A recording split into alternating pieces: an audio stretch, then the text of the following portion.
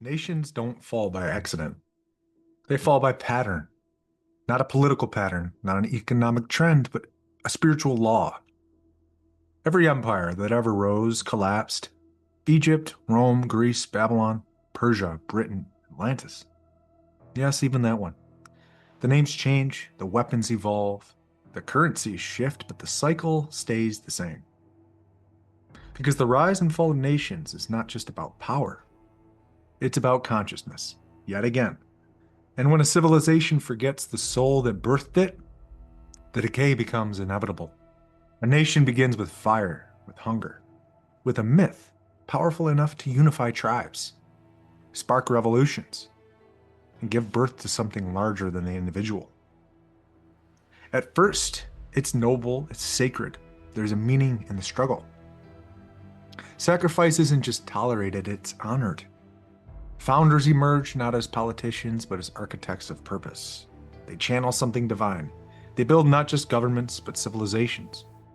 But that fire never lasts. It gets buried beneath law, bureaucracy, commerce, ego. The sacred becomes institutional. Vision is replaced with structure. And over time, the myth becomes a brand, a tool for control. Then comes expansion. The growing empire swells. It builds borders, armies, industries, ideologies. It names enemies, consolidates power, and pushes outward, geographically, militarily, and culturally. It exports belief, weaponizes morality, and declares itself exceptional. It confuses strength with righteousness, and while the masses are fed nationalism, the elite build thrones atop its machinery. This is the golden age, the one that history books worship, but underneath, the rot has already begun. At the peak, decadence sets in. The empire appears invincible, but its people are spiritually dead. Entertainment replaces wisdom, wealth replaces virtue, influence replaces integrity. The culture worships image, speed, consumption, and novelty. Youth lose direction. Elders lose relevance. Meaning is outsourced to algorithms and opinion polls. The soul of a nation, once its core, becomes its most forgotten part. Everything looks impressive from the outside, but inside, the glue is cracking. Then comes the decline, not overnight, but undeniably. Infrastructure deteriorates, institutions become bloated and corrupt. Leaders are hollow, media divides, money concentrates. Families fracture, trust dissolves, and worst of all, the people stop believing in the myth. They stop feeling like part of something sacred. And without shared belief, the body politic turns on itself. Class versus class, race versus race, party versus party. Identity becomes a weapon. Dissent becomes extremism. The center collapses.